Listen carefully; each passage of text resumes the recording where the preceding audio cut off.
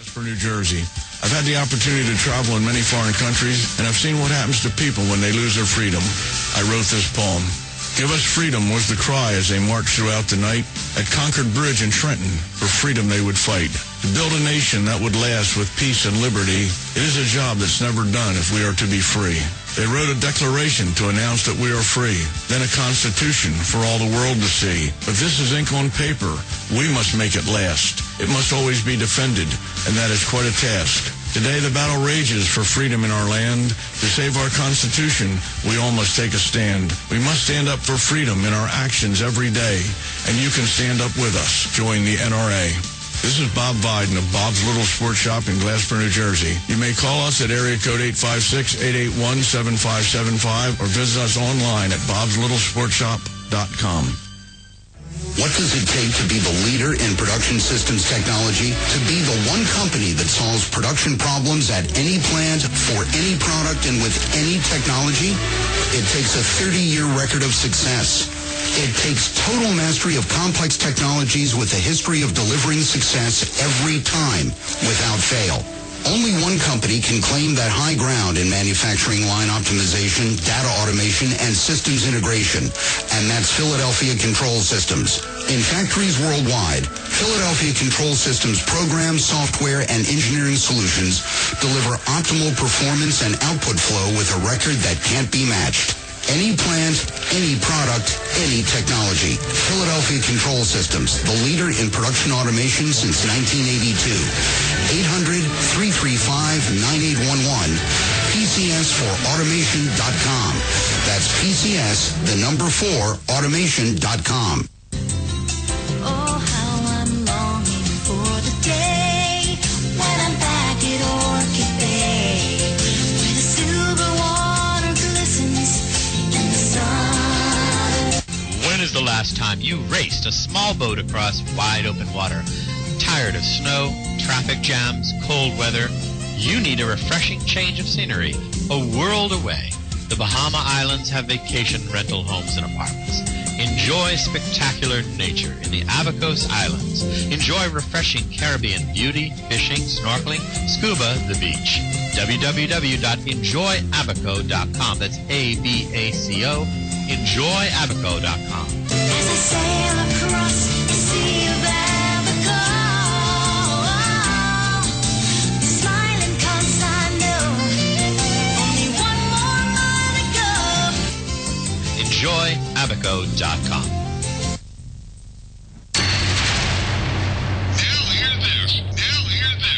Man your battle stations. The Obama attack on our Constitution continues. Log on to INRASuperPAC.com and join J.D. Bonnier and Christina Lamb and hundreds of Reagan conservative commandos who demand our country return to its founding documents and principles. We are part of the nation's oldest and largest GOP volunteer organization, the National Federation of Republican Assemblies. We register voters, endorse conservative candidates, and dig deep to give you the truth on the big issues.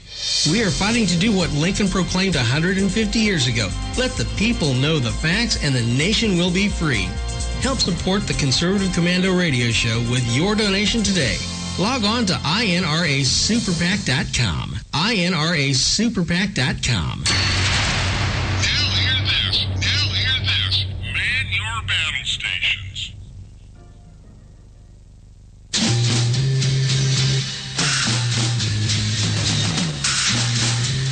From the East Coast to the West Coast and around the world on the Internet. We're coming to you live from the CCRS studios, WNJC 1360 and WIFI 1460.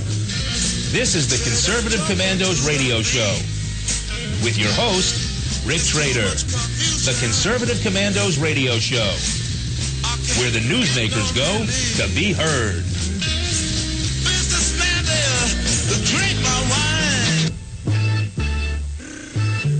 You can call the Conservative Commandos Radio Show at 856-227-1360. Your opinion counts at 856-227-1360. This is Congressman Alan West, and you're listening to the Conservative Commando Radio Show. Welcome, everybody, and welcome, fellow patriots. Welcome once again to the Conservative Commandos Radio Show. I am Rick Trader, coming to you live from the CCRS studios, that of WNJC 1360, our flagship station in Philadelphia, the way we do Monday through Friday from 3 to 5 p.m. Eastern Time, and around the world on the internet via our new internet partners, CPRWorldwideMedia.com, PatriotsRide.org, and VigilantLibertyRadio.us. And joining me today, as he usually does on Wednesdays, but today is not Wednesday, it's Tuesday, but joining me anyway is Jonathan Mosley. John, welcome to the Conservative Commandos Radio Show. Oh, wait, it's Tuesday today? Yes. Aren't supposed to be on? Okay. I'm always glad to be on. Good to be with you. Good to be with you too, John. And just a quick note to our listeners that yesterday's Conservative Commandos radio show with Kevin Wade and J.D. Manier was one of the best I think we've ever had here on the Conservative Commandos radio show. What a way to celebrate Memorial Day than with General Paul Vallee, Congressman Alan West, and Edgar Harrell, who was a survivor off the USS Indianapolis. And as a reminder, if you'd like to hear a replay of that show at 5 p.m. when we end our live broadcast, please log on to CPRWorldwideMedia.com, CPRWorldwideMedia.com, and you can hear yesterday's show. So, John, great to have you with us today. What's on your radar screen? Well, first, that was an awesome thing. I didn't catch all of it because Alan West got it on the first half hour, but I highly recommend it. Eating my lunch late because someone called me to jump in today on the radio. But let's see, there's a lot going on around the thing as usual. Just trying to figure out what's happening in Afghanistan with our president. He's I guess, basically sounding retreat over there, but I have to get on to find out exactly what's happening there. Want to make sure people have a couple things. People who are interested in campaigns or things like that, a great thing to do is when you don't have a race right where you are, go nearby. Say, over to Dover, Delaware, a great African-American conservative, David Anderson, is running for mayor of Dover, Delaware. He's already on the city council, and it'd be a great thing to do for a good guy, and also you come back with some experience. Also, David Bratt is running for the 7th Congressional District in Virginia, down in around the Richmond area, against Eric Cantor, who is probably, the biggest thing. Well, let me put it this way: the biggest thing one could do to stop amnesty would be to go down, help, donate something, David Bratt, to unseat Eric Cantor, because it's not impossible that he could win that upset. David Cantor, it's a long story, and his minions are really upsetting everybody in Virginia, making a tremendous mess of things with a lot of heavy-handed tactics that are really outraging people. And I have an article up on it on FairfaxFreeCitizen.com today, suggesting that Eric Cantor is in a hostage situation But anyway, and so that's something. Also, don't forget that the Leadership Institute is running its campaign management school June 2nd to 5th, and anyone interested in campaigns in any level, even if not as a campaign manager, should really be there. Costs some money, but it's well worth the whole thing. So I wanted to just promo some of those things and see what's going on. Have you watched about the Commander-in-Chief's quick trip to Afghanistan? Well, I saw on the internet that he made that trip. See, John, I don't know how you can call that man Commander-in-Chief. I don't know how you can call that man President. I really don't. See, something is happening there now, John, that I really worried about going back to when we got involved in Iraq and Afghanistan. John, I am from the Vietnam generation. I remember the horrors of that war. I've been down to we had General George Casey on here Friday afternoon talking about on Saturday, he and several other distinguished gentlemen read the 7,000 names of the soldiers that died in Iraq and in Afghanistan, right there at the Vietnam Wall. And, John, there's something at the Vietnam Wall that I can't explain. There is just a dark, somber feeling there. I've been to a lot of military cemeteries. I've been to a lot of military battlefields, but I never get the same feeling as I do when I visit the Vietnam War. It's the Vietnam Memorial. It is just something dark, something sad, something somber. And what I have been worried about since we got involved in Iraq and Afghanistan is I don't want another war, a wall with thousands of names on it that represented casualties in wars that we got into, that we got out of without winning. Why? Because some candidate wanted to become president. And I'm afraid that is what is happening now. That this guy, Barack Obama, to save his image or whatever it is, to adhere to a campaign promise that he made 6 years ago, is getting us out of Iraq, getting us out of Afghanistan, and the same thing's going to happen there that happened in Vietnam. We leave, our enemies walk back in. Then we're going to have another wall, another memorial down in Washington commemorating the dead in those wars that will represent absolutely nothing in the end except a lot of misery for the survivors and for the families of those people. Yeah, the difference is here is we clearly did win, no matter what some people may say, and then we're giving it away, which is, well, it's a little bit different with regard to Vietnam and here, is that there was kind of questionable whether or not we were allowed to win. But Obama said he will keep 9,800 troops in Afghanistan, will withdraw those by 2016, but they are only advisory at this point. They're no longer going to be actively involved, and so there's 32,000 now. I want to see him bring, if he's going to pull them out, John, he might as well pull all of them out right now. I mean, why put another American at risk, advisory role? What a crock of crap that is, John Mosley. Pull him out now. If he's going to do it, let's not spill another drop of American blood, but let's put the blood of all 7,000 of those men and women that died there, let's put all that in the hands of Barack Obama, along with the blood of the 4 Americans that died in Libya. This is all on Barack Obama's hands now, because he's pulling us out. Right. The job's not done. Our enemies are going to walk right back in.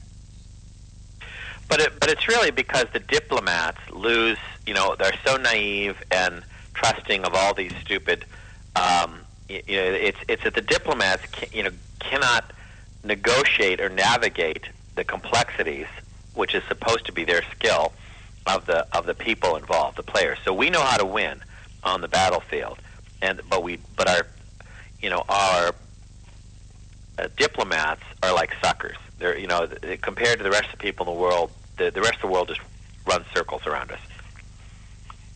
When it comes, John, it's a shame to talk about this the day after Memorial Day, but that's the realities of life. That's the realities when people don't elect a leader. That's the realities when people elect a good-looking guy with a warm smile who says all these nice things like hope and change without describing what hope and change means. That's what happens when you elect a leader who is not a leader, who's never led anything in his life. That's what happens when you elect a community organizer. Well, you say he's not. You have a hard time calling him a commander-in-chief. The old coffee commercials. What were they about? The Dr. Marcus Welby, M.D., who would do commercials. Bear aspirin. I'm not a doctor. Bear aspirin. I play one on. Yeah, it was for Bear aspirin. It was for Bear aspirin. Right. He would get up and say, "I'm not a doctor, but I'd play one on TV." Yeah. And that's our president. There you go. Not a president, but he plays one on TV. And I'm trying to pull up now to go to a happier topic, although I may have to cut this in the middle in terms of our break. But I wonder if you want to talk about the article I had up at WorldNet Daily, which got a lot of... John, let's talk about that after the break so we don't have to cut it, all right? Because Okay. I did want to respond to something else that you said about supporting candidates even if they're not in your district or in your hometown or even in your state. John, that is one thing that I've talked about here in the Conservative Commandos radio show since we started. We've got to support conservatives regardless of where they are, how far they are from you, distance-wise. I don't care if you're living in Florida, support conservatives no matter where they are. In Alaska, California, Idaho. If you're in Pennsylvania, New Jersey, support conservatives wherever they're at. If they're in Texas, New Mexico, or Arizona, we've got to support conservatives. We conservatives have to stick together. And you're right. And just if I can squeeze this in before the break, there are people from the the Gulf Coast from the Atlantic coast of Florida who are traveling to Mississippi right now for Cochran, the Cochran-McDaniel race to support McDaniel, the Tea Party candidate, in the primary, I think June 7th, if I'm not mistaken. And they're traveling all the way from Florida to Mississippi. That's what it's going to take. That's exactly what it's going to take. Hey, John, let's take that break now, all right?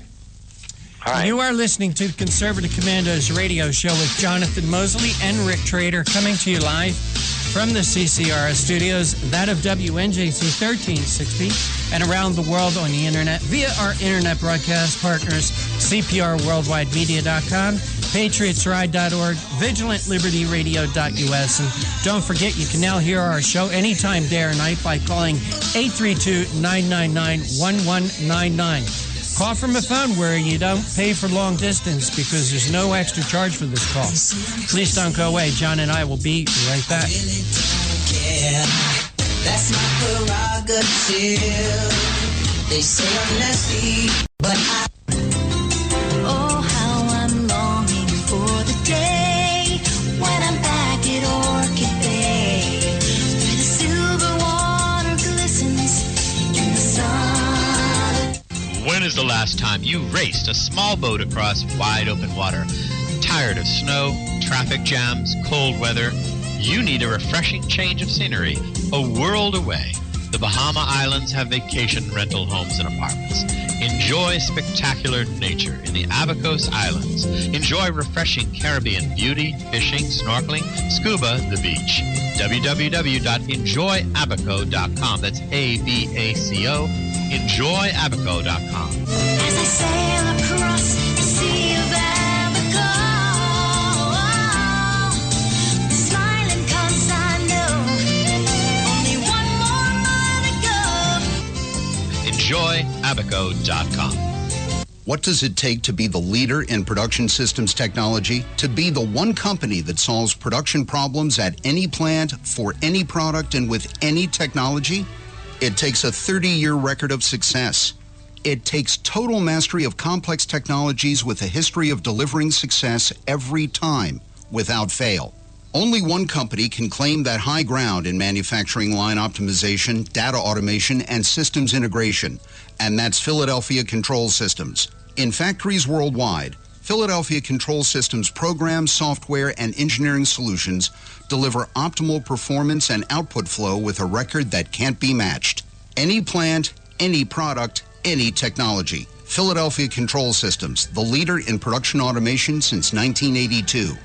800-335-9811, PCS4automation.com.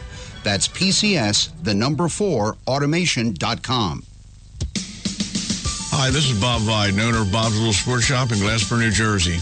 I've had the opportunity to travel in many foreign countries, and I've seen what happens to people when they lose their freedom. I wrote this poem. Give us freedom was the cry as they marched throughout the night. At Concord Bridge in Trenton, for freedom they would fight. To build a nation that would last with peace and liberty, it is a job that's never done if we are to be free.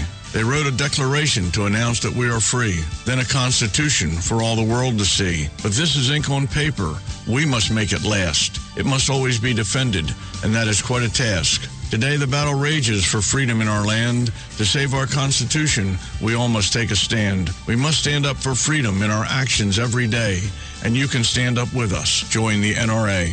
This is Bob Biden of Bob's Little Sports Shop in Glasper, New Jersey. You may call us at area code 856-881-7575 or visit us online at bobslittle.sportshop.com.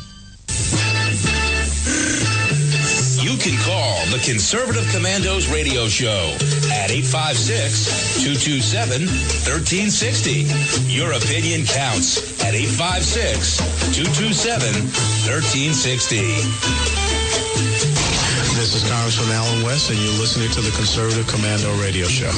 And welcome back to the Conservative Commandos Radio Show with Jonathan Mosley and Rick Trader. And if you'd like to hear a rebroadcast of yesterday's Conservative Commandos Radio Show, which was one of the best we've ever had here, with J.D. Manier and Kevin Wade, our guests were Congressman Alan West, Edgar Harrell, who was one of the survivors off the USS Indianapolis. And if you've ever seen the movie Jaws, when Quint starts to talk about being sunk during World War II and the crew attacked by sharks, that was the Indianapolis. And also General Paul Vallée. Please tune us in. Vallely, I keep butchering that name.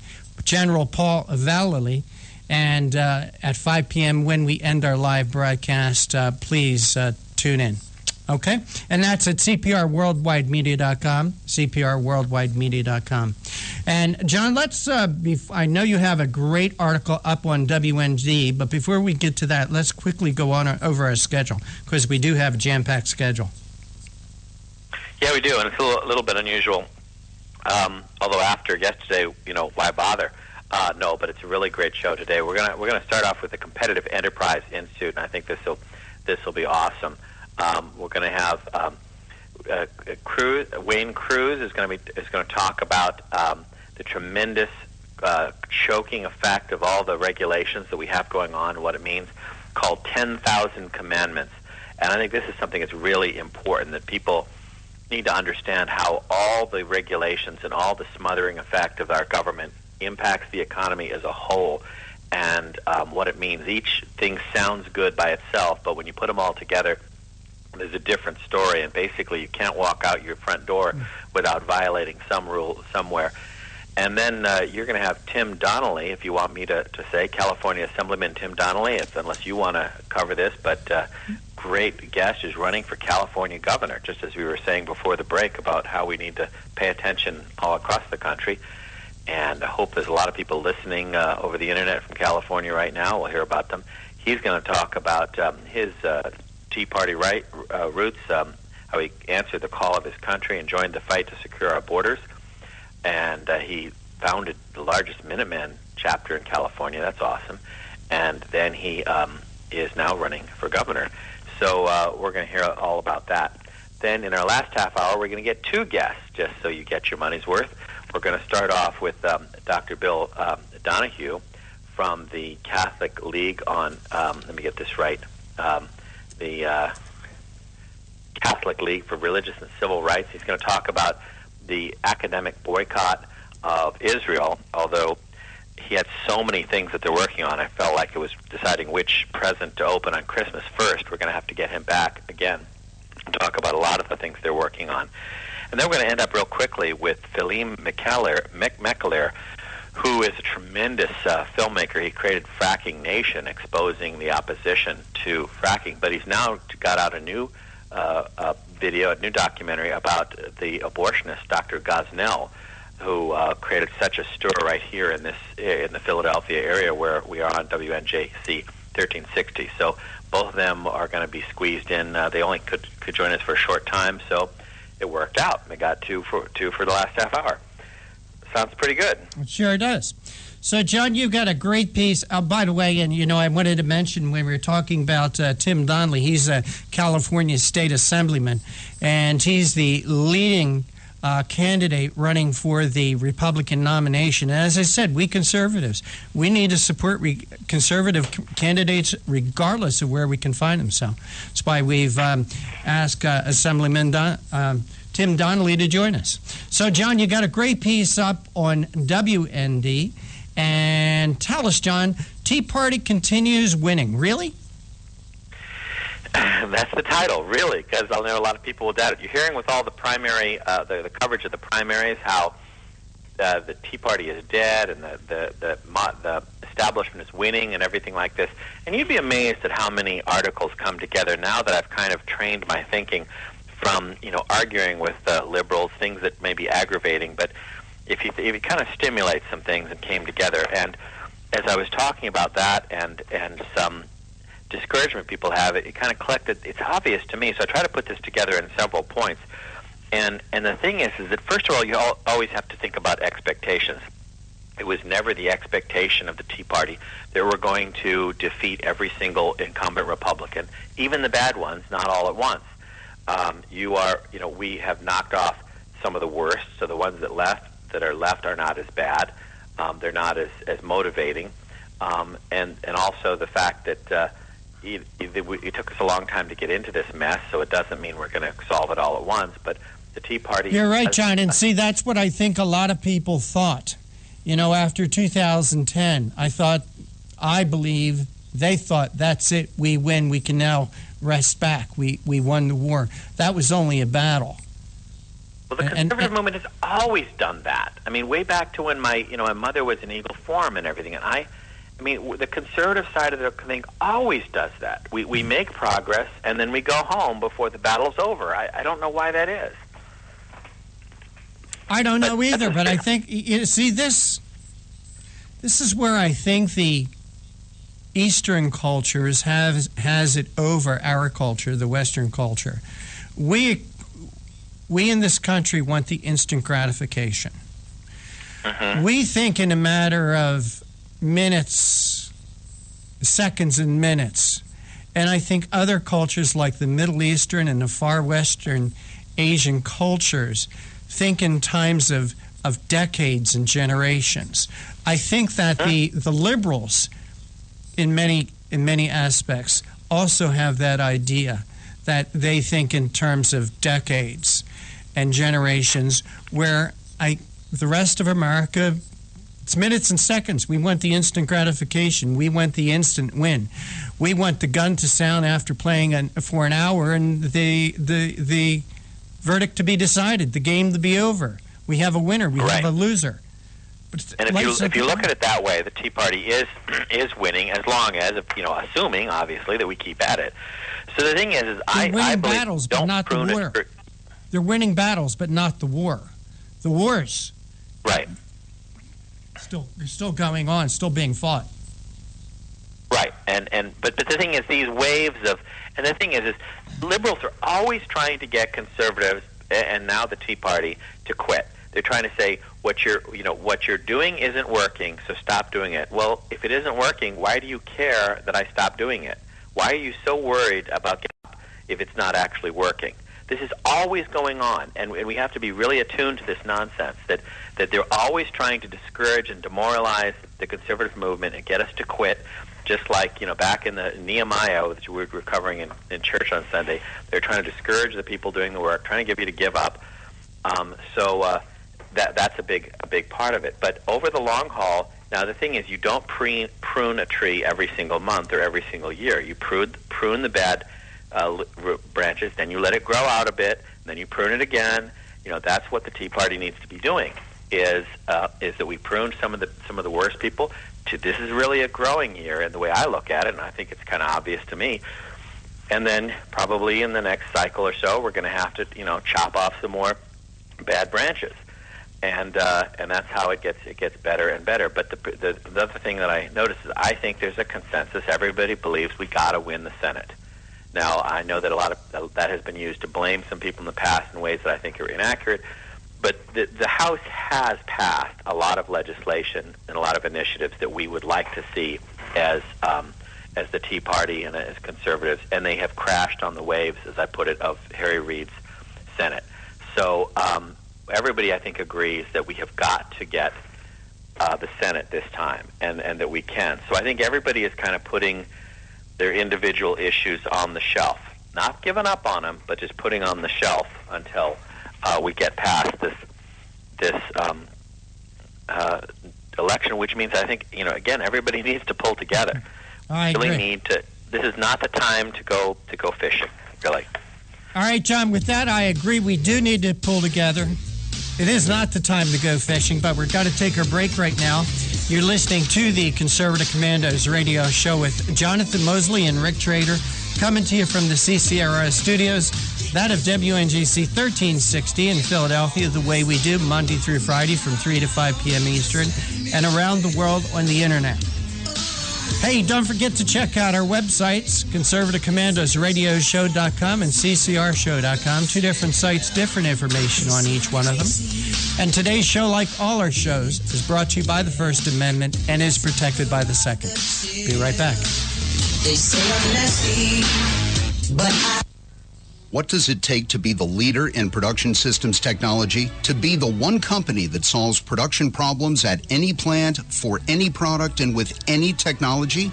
It takes a 30-year record of success. It takes total mastery of complex technologies with a history of delivering success every time, without fail. Only one company can claim that high ground in manufacturing line optimization, data automation, and systems integration, and that's Philadelphia Control Systems. In factories worldwide, Philadelphia Control Systems programs, software, and engineering solutions deliver optimal performance and output flow with a record that can't be matched. Any plant, any product, any technology. Philadelphia Control Systems, the leader in production automation since 1982. 800-335-9811, PCS4automation.com. That's PCS, the number 4, automation.com. Oh, how I'm longing for the day when I'm back at Orchid Bay, where the silver water glistens in the sun. When is the last time you raced a small boat across wide open water? Tired of snow, traffic jams, cold weather? You need a refreshing change of scenery, a world away. The Bahama Islands have vacation rental homes and apartments. Enjoy spectacular nature in the Abacos Islands. Enjoy refreshing Caribbean beauty, fishing, snorkeling, scuba, the beach. www.enjoyabaco.com. That's ABACO. Enjoyabaco.com. As I sail across the sea of Abaco, smiling 'cause I know only one more mile to go. Enjoyabaco.com. Hi, this is Bob Vide, owner of Bob's Little Sports Shop in Glassboro, New Jersey. I've had the opportunity to travel in many foreign countries, and I've seen what happens to people when they lose their freedom. I wrote this poem.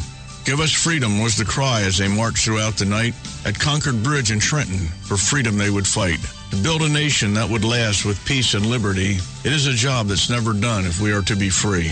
They wrote a declaration to announce that we are free, then a constitution for all the world to see. But this is ink on paper. We must make it last. It must always be defended, and that is quite a task. Today the battle rages for freedom in our land. To save our Constitution, we all must take a stand. We must stand up for freedom in our actions every day, and you can stand up with us. Join the NRA. This is Bob Viden of Bob's Little Sports Shop in Glassboro, New Jersey. You may call us at area code 856-881-7575 or visit us online at bobslittle.sportshop.com.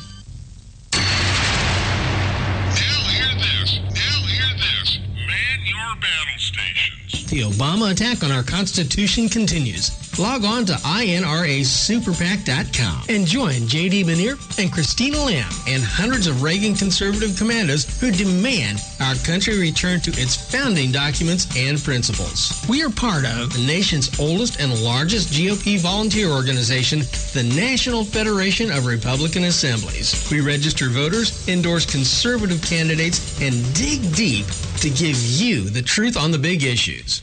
We are fighting to do what Lincoln proclaimed 150 years ago. Let the people know the facts and the nation will be free. Help support the Conservative Commando Radio Show with your donation today. Log on to INRASuperPAC.com. INRASuperPAC.com. Now hear this. Man your battle stations. You can call The Conservative Commandos Radio Show at 856-227-1360. Your opinion counts at 856-227-1360. This is Congressman Alan West, and you're listening to the Conservative Commando Radio Show. And welcome back to the Conservative Commandos Radio Show with Jonathan Mosley and Rick Trader. And don't forget, at 5 p.m. when we end our live broadcast, if you would like to hear a rebroadcast of our Memorial Day special show with Major General Paul Vallely, Congressman Alan West, and Edgar Harrell, a survivor off the USS Indianapolis, at 5 p.m. Eastern Time, please log on to CPRWorldwideMedia.com. And with that, Jonathan, we do have our first guest of the day with us, and will you please make the introduction? That's great. We have Wayne Cruz from the Competitive Enterprise Institute, Vice President for Policy and Director of Technology Studies at the Competitive Enterprise Institute, often known as CEI. His work explores the impact of government regulation on free enterprise, antitrust and competition policy, safety and environmental issues, and information age concerns like privacy, online security, and so forth. Cruz is the author of the yearly report, 10,000 Commandments, an annual snapshot of the federal regulatory state, and he's been published in the Wall Street Journal, Chicago Tribune, Forbes, Communications Lawyer, the International Herald Tribune, and on with many TV appearances. Welcome to the Conservative Commandos Radio Show, Wayne Cruz. Hey, good afternoon, you guys, and hope you had a good Memorial Day weekend. We do. We're getting back into it here. Yeah.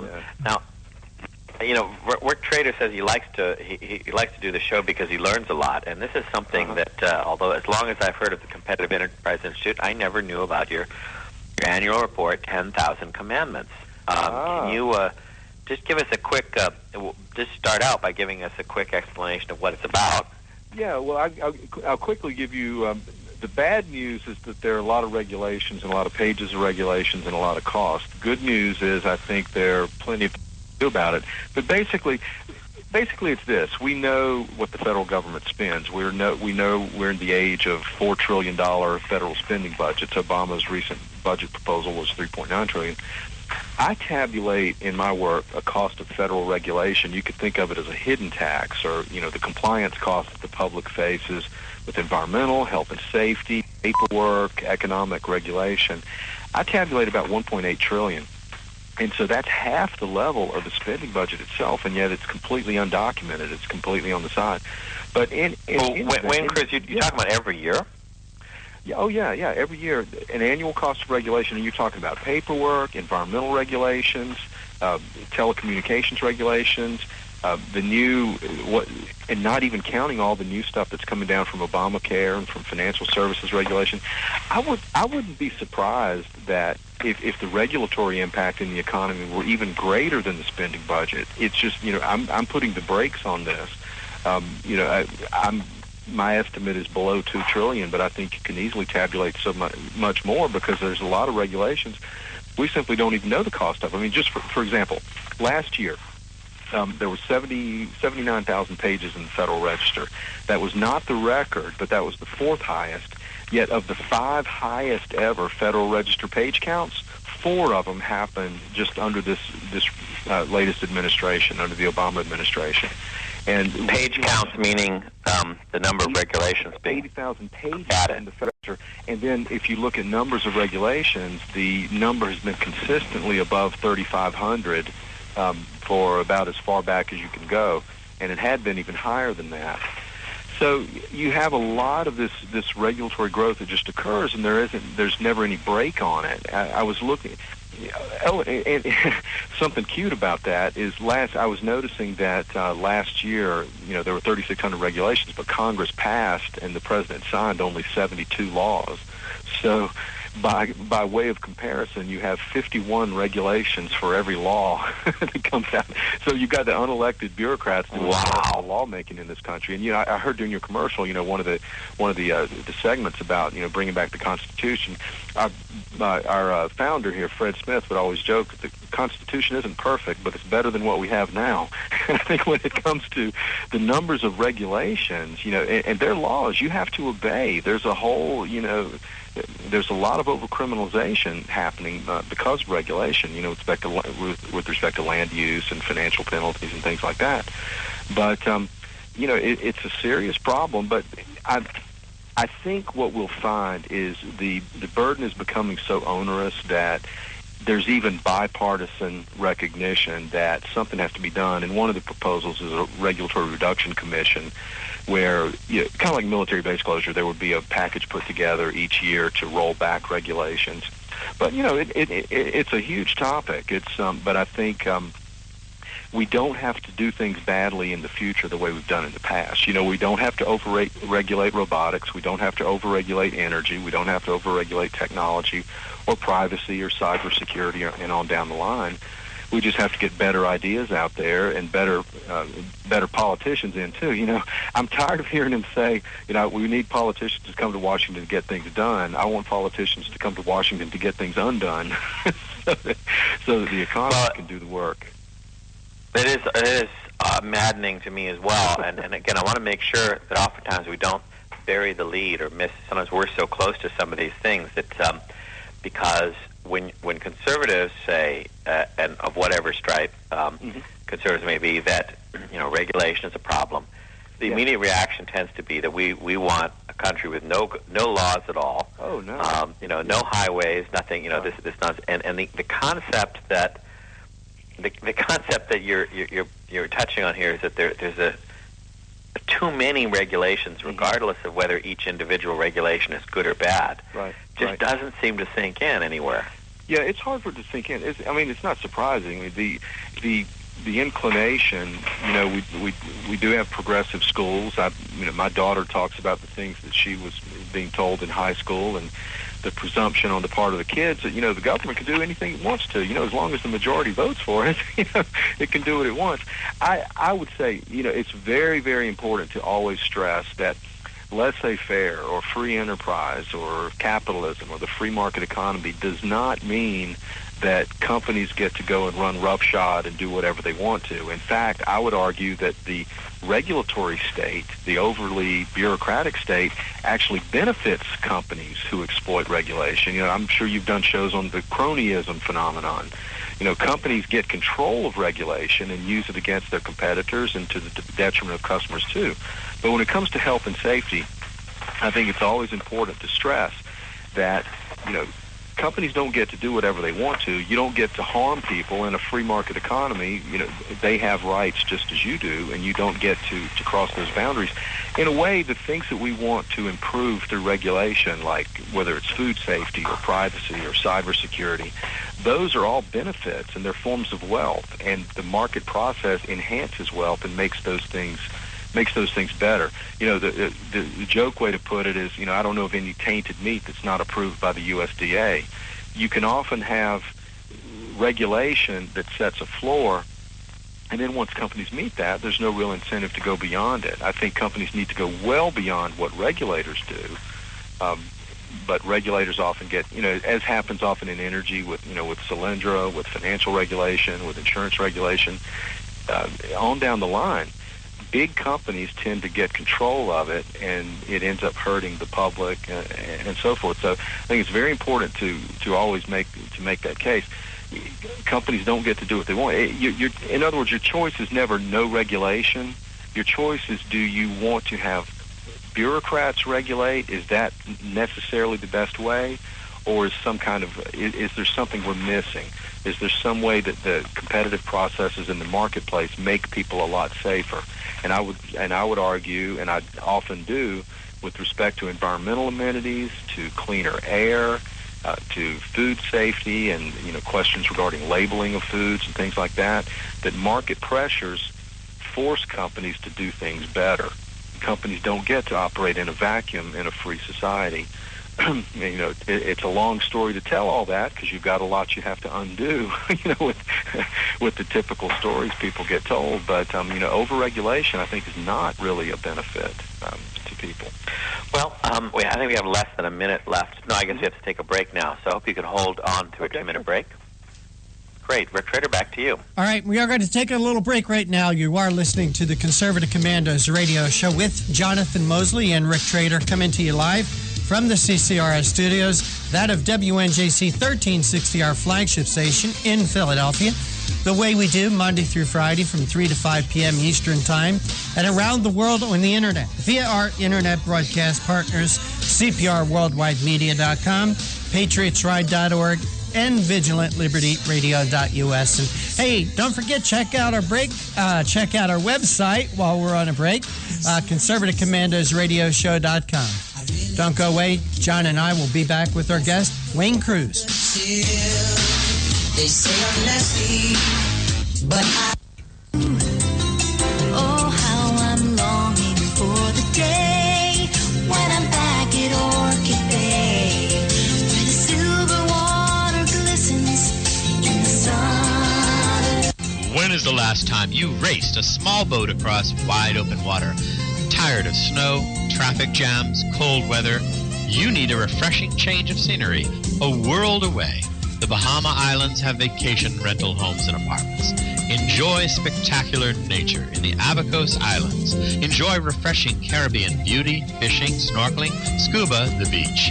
www.enjoyabaco.com. That's ABACO.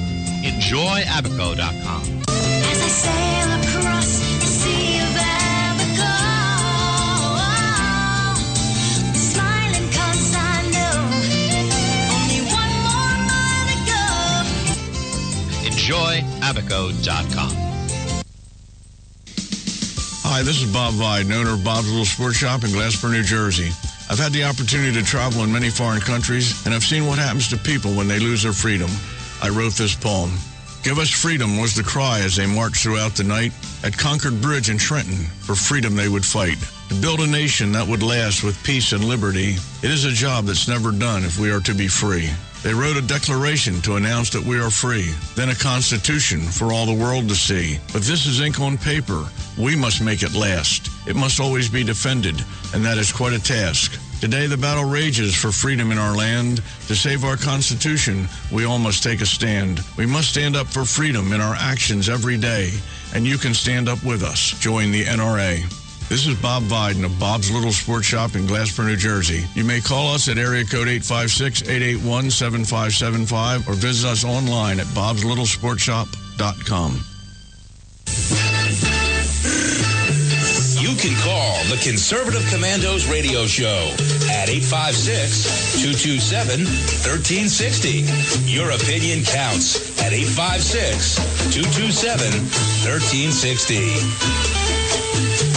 This is Congressman Alan West, and you're listening to the Conservative Commando Radio Show. And welcome back to the Conservative Commandos radio show with Jonathan Mosley and Rick Trader. And again, a program note at 5 p.m. when we end our live broadcast. If you'd like to hear a replay of yesterday's show featuring Major General Paul Vallely, Congressman Alan West, and Edgar Harrell, who during World War II, not only did he survive the sinking ship, the USS Indianapolis, sunk by Japanese torpedoes, but he also survived 5 days in shark-infested waters in the South Pacific. Our guest this segment is Wayne Cruz. Wayne is the Vice President for Policy and Director of Technology Studies at the Competitive Enterprise Institute. Wayne, thanks for holding through the break. We appreciate your time. Yeah. Wayne, we're talking with you about the 10,000 Commandments, an annual snapshot of the federal regulatory state. Now, Wayne, I hate to oversimplify things. I have a tendency to do it sometimes, but I have a simple brain, and to me, simple is good. But in the 1770s, the people got mad at the tax on tea. They went down to the harbor and threw the tea in the water. They were threatened by their right to bear arms. that the British Army was heading to Lexington and Concord to confiscate their firearms, and they stopped them. Now, what can people do to take the oath of these overbearing government regulations off our backs? Well, there's a lot of detachment now with the public and legislators.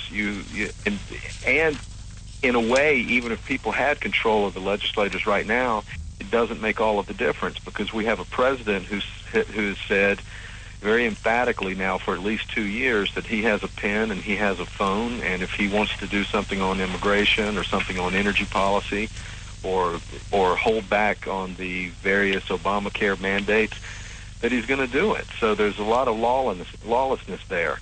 I would say this. Remember, you have to be optimistic. I don't think you should get discouraged, because there are a lot of people who are suffering in this kind of economy. There are a lot of young people who are coming out of college and they can't find jobs. They're wondering, what the heck did I even go to college for if this is what's available? People are ready for some actual change. We have not forgotten our history in the country. Young people have access to the web and the internet, and they see around the world. And I think a couple of quick ones on regulation that can happen is that commission that I had mentioned, and also the constitutional principles that you all talk about. What these regulators do should not be laws that are binding on the public unless their decree goes back to Congress and Congress does an up or down vote on it. There is legislation to do that. There's even a movement afoot to have a constitutional amendment to require that.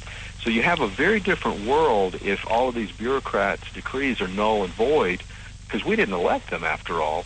Their decrees are null and void unless at least the largest of those regulations, or the most complex, like Dodd-Frank and like Obamacare and like Clean Air, go back to Congress for an up or down vote. So I think that accountability to the public for legislators will matter a lot in the future. And I think we see some rumblings for that. Because another way to look at it is this, too. If we're not cutting spending and the economy is still faltering, we've got to do something. So, that leaves doing something about the regulatory state. And another positive point on this I would just mention to you as we're fading out on this is that in virtually every story now that you see coming out of Washington about doing something about the economy, overregulation gets mentioned. There's a new Senate proposal today on agenda to restore the American dream from Senate Republicans. The first plank on that is doing something about the regulatory state and helping America create more jobs. So I think the attention, the saliency of regulation it hasn't crested. It's on its way up.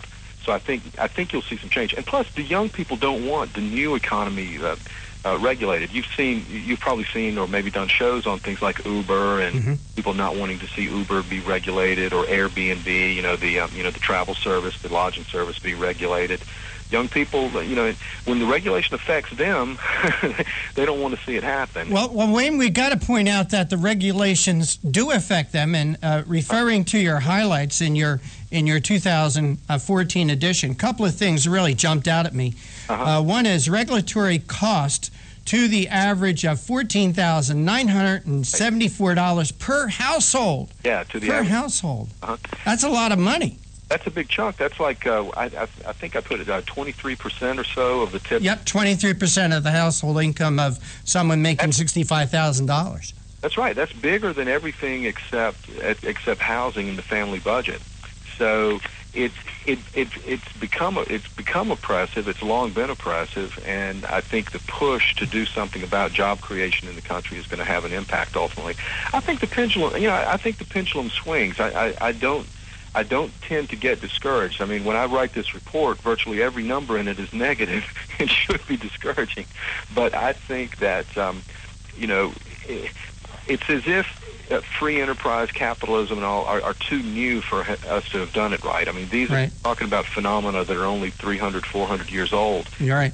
And, Wayne, it doesn't stop there, because you also have in here that small businesses pay more per employee, regulatory cost, firms with fewer than 20 employees pay an average of $10,585 per employee. Now, Wayne, what gets me about this is, again, correct me if I'm wrong, businesses don't pay this. Yeah. Customers do. purchasers of goods and services, they pay these regulatory costs. So that's on top. Is that on top of the $14,974? Actually, I'm glad you pointed that out, and that's something I think is worth stressing. The figure that I pointed out is treating, just like taxes. Businesses don't pay all the taxes. It channels down to the customers, and they pay part of that tax. Same regulation. So that figure that I give is kind of the presumption that those regulatory costs get passed down to consumers. But there you see, though, that's one of the problems I mentioned earlier about regulation being a hidden tax, and that's exactly what it is. The way it shows up is in not being able to find work, or finding that your once full-time job is part-time, or that you have fewer fringe benefits or no health care or that kind of thing. There's no reason it shouldn't be doubling GDP rather than doubling regulations. Well, the other thing too, Rick Trader and Wayne Cruz, is that it took our country years of committees of correspondence to explain these things. And although I'm glad that they're talking about overregulation again, I'm not sure. Some of us get it, some of us know it. I think to a lot of people that's just a buzzword, and I do think we need to explain what it means. For example, one thing y'all had mentioned small businesses, and one thing is that those individuals, the millionaire next door types who are trying to grow the economy, you see them more and more doing articles in Wall Street Journal, appearing on television and so forth, complaining about it. So, it is hitting at the everyday level, at the individual job creator level, and they are speaking out. But like I said, I think the idea that it's possible to have less regulation and still have a functioning country is an assumption that you and I share that I think a lot of people don't get. They don't understand that. Oh yeah, I appreciate that a lot. I mean, I have debate fora and so forth where I talk about that, but I think but when you poll people now, if you look at some of the polls out on Obamacare and so forth about the direction the country is going, people do say there's too much regulation, and especially the ones who are actually trying to do things and get and create jobs. But yeah, there's always a hurdle. There's definitely a hurdle. But this country's come a long way, and I think we're going to go a whole lot further. I just think that all the things on the way, robotics, nanotechnology, biotech, all of these new industries that are on the cusp, and the engineers who are putting their life's effort into that, I think all of that is going to benefit us. And we're in a global environment where the countries that adopt the best policies are going to prosper the most. And I think there are pressures to regulate the regulators, you might say. Well, you talk about 10,000 commandments, and what's interesting, you mentioned that when we hear that Congress passes some law, and of course they put a title on it, it's kind of like getting some used old beat up worthless junk with a nice pretty package with a bow on it. They give a nice name to it, and then you're saying that 51 regulations come at us in the wake of that law when Congress passes. I think that's something people, should they pass this law to begin with? Something they might want to think about. I bet you mentioned the committees of correspondence and those and that kind of outrage. I call that the unconstitutionality index. I thought that was a suitable name for it. I'm sure we need to come up with a lot more indices. That could be, and you also have. I know as a lawyer that if somebody comes to me as a business and says, want to start a business, and this has happened, and they say, what do I need to do? And part of the problem is that even having lots of experience as a lawyer, I don't know, because it's like trying to prove a negative. You can say, I can identify these regulations, which are way too much, but then you don't know what you're missing out there. You never really know if there's some agency somewhere that has some hook in this, and if you're trying to start a job, start a business, hire people, you don't really know what's out there. That's right. It becomes ungraspable when you don't know. I was having a conversation earlier about this whole phenomenon of overcriminalization, and that's kind of what you're touching on. And one thing I think our movement has to do is look at just that kind of thing you described, because remember that affects not just conservatives and constitutionalists, but it affects liberals and progressives, and a lot of them are facing the same thing. There's can't remember the congressman. I believe it's Dreyer, who had left Congress and he'd started restaurants here in D.C. Well, boy, did he get a wake up notice? And there was an article about him in the Washington Post a few weeks ago about, wow, I just did not appreciate when I was a serving member the burdens that small business people have to put up with. Hey, Wayne, sorry, John, let me jump in. You know who else that happened to? George McGovern.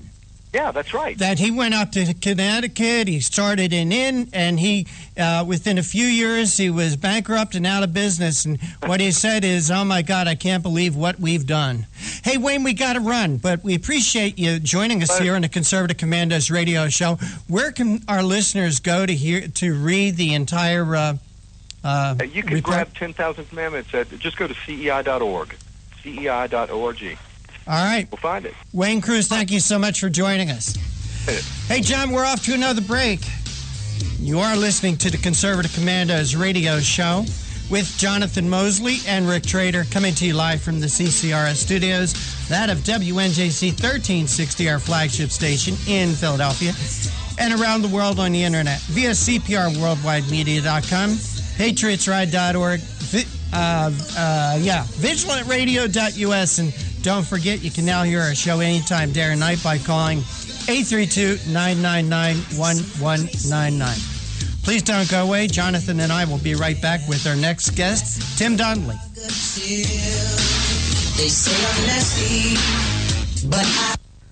What does it take to be the leader in production systems technology? To be the one company that solves production problems at any plant, for any product, and with any technology? It takes a 30-year record of success.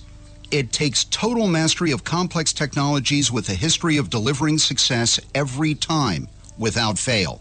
Only one company can claim that high ground in manufacturing line optimization, data automation, and systems integration, and that's Philadelphia Control Systems. In factories worldwide, Philadelphia Control Systems programs, software, and engineering solutions deliver optimal performance and output flow with a record that can't be matched. Any plant, any product, any technology. Philadelphia Control Systems, the leader in production automation since 1982. 800-335-9811, PCS4automation.com. That's PCS, the number 4, automation.com. Oh, how I'm longing for the day when I'm back at Orchid Bay, where the silver water glistens in the sun. When is the last time you raced a small boat across wide open water? Tired of snow, traffic jams, cold weather? You need a refreshing change of scenery, a world away. The Bahama Islands have vacation rental homes and apartments. Enjoy spectacular nature in the Abacos Islands. Enjoy refreshing Caribbean beauty, fishing, snorkeling, scuba, the beach. www.enjoyabaco.com. That's ABACO. Enjoyabaco.com. As I sail across the sea of Abaco,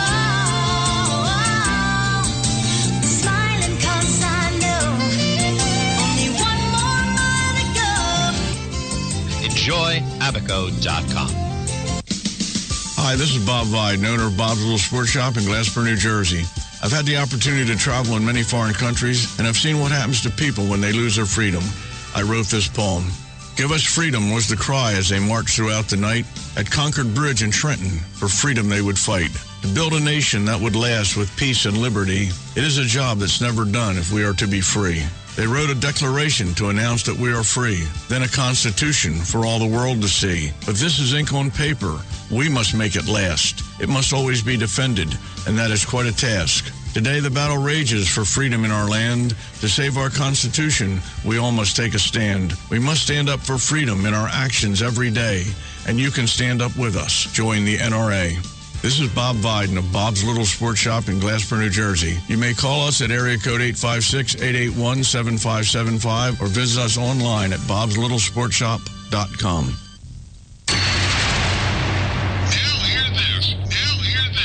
Man your battle stations. The Obama attack on our Constitution continues. Log on to INRASuperPAC.com and join J.D. Manier and Christina Lamb and hundreds of Reagan conservative commandos who demand our country return to its founding documents and principles. We are part of the nation's oldest and largest GOP volunteer organization, the National Federation of Republican Assemblies. We register voters, endorse conservative candidates, and dig deep to give you the truth on the big issues.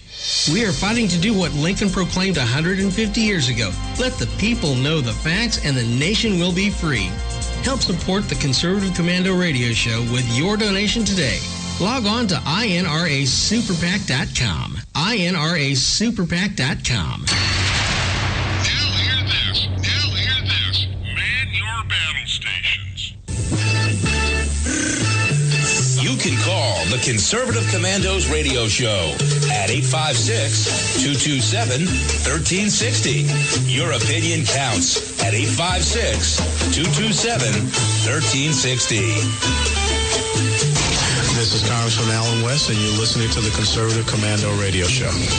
And welcome back to the Conservative Commandos Radio Show with Jonathan Mosley and Rick Trader. And Jonathan, as we were talking in our first segment of today's show, we conservatives need to find and support conservative candidates no matter where they are. And joining us now is California Assemblyman Tim Donnelly. He's a small businessman who represents the 33rd Assembly District in California.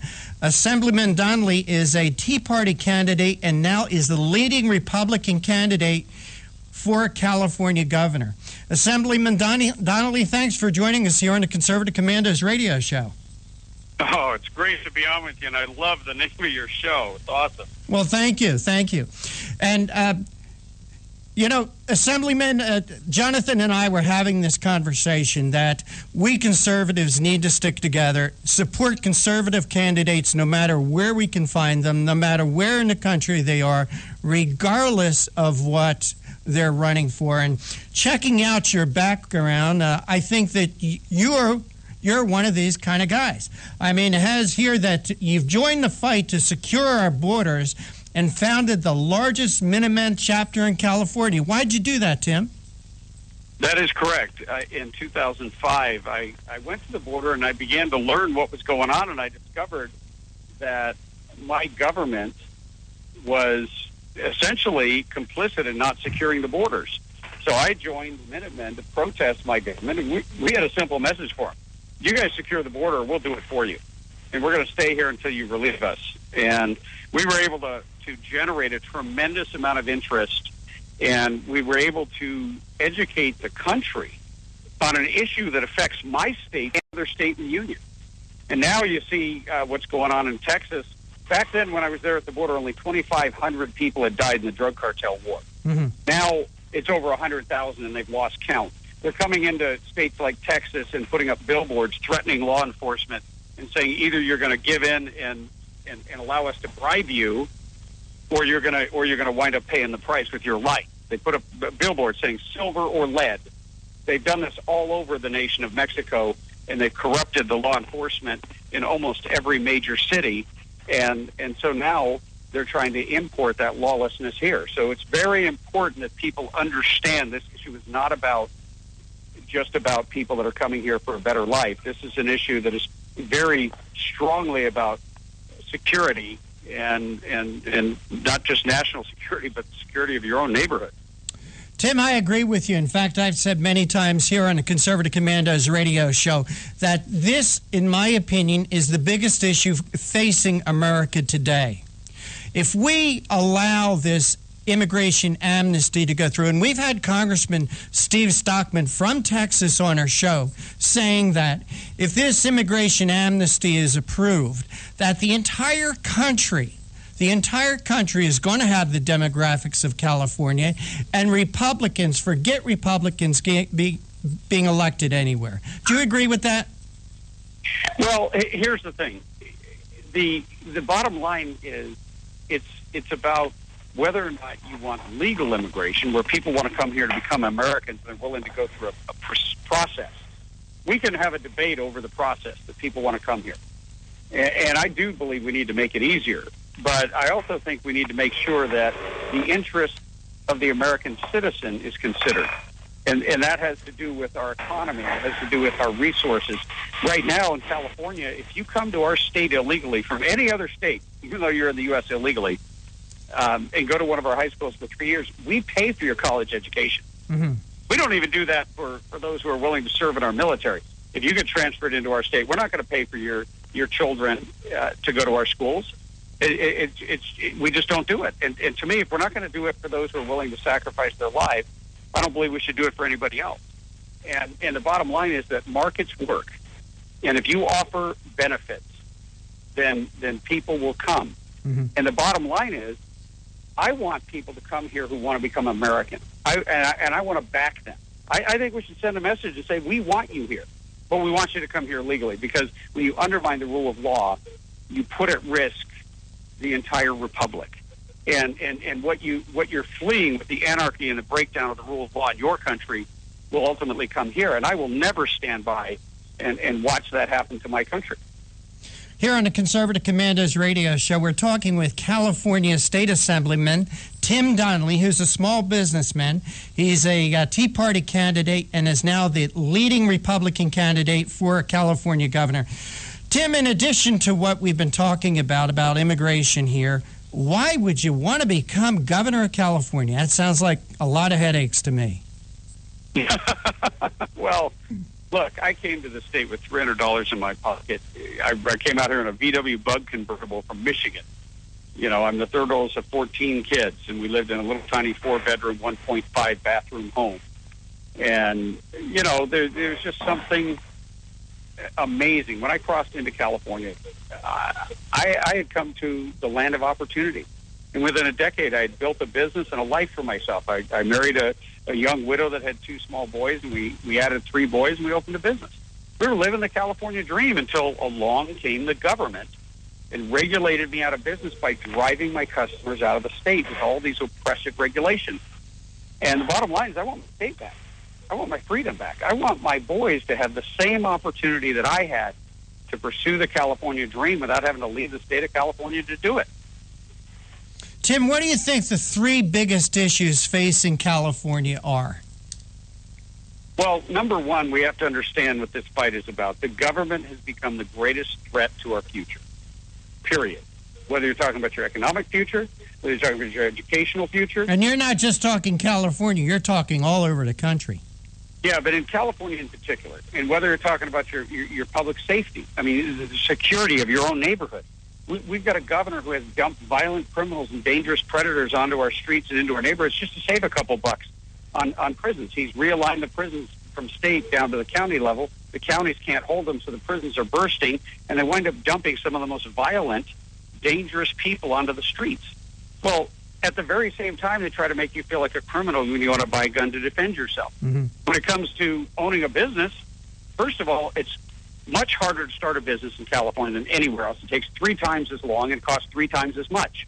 And of course, we're always competing with Texas and losing. We're losing Toyota and Charles Schwab and Chevron and Occidental and all these other companies. Pratt & Whitney this couple weeks ago are hitting the highway, and they're heading to Texas because of the oppressive regulations and basically the attitude of the government. It's not just confiscatory tax rates, even though that's a major issue. Mm-hmm. Because capital wants to know that it's going to be in a climate of certainty, that the government's not going to change the rules on them and just seize your money. But they've done that with Prop 30. And then, of course, when you look at education, California has the most segregated schools in the country, and yet they pride themselves on being progressive. And we have millions of kids trapped in failing schools. Your zip code shouldn't determine your future. And we got a governor pushing Common Core. He's putting boys in the girls' bathrooms, but he's doing nothing to get us from dead last to first place in education. And that's a critical part of everybody's consideration when they move to a state or move to a neighborhood. Tim, you know, one of the things that I hear about California a lot is there are billions of dollars in debt out there. I mean, a 2-part question for you here, and maybe one answer will flow into the other. Number one, how do you solve that problem? And also, from what I understand about California, it has vast natural resources off its coastline. How do you solve the billions of dollars in debt that California is? Well, and how do you convince Californians that it's time to tap those natural resources? It's a threefold process. It's very simple. The very first thing we have to do is make California the most attractive place on the planet to do business. We've already got the weather, we've got the natural resources, and we've got the people. What we need is a government that does not repulse and repel people and harass them. So right there, you start by making government more friendly and changing the regulations. We have all these boards and commissions, over 571 boards and commissions, that the governor controls a lot of the activities to. Well, I intend to appoint people from the industries regulated, so we have regulation with representation, regulation that makes sense.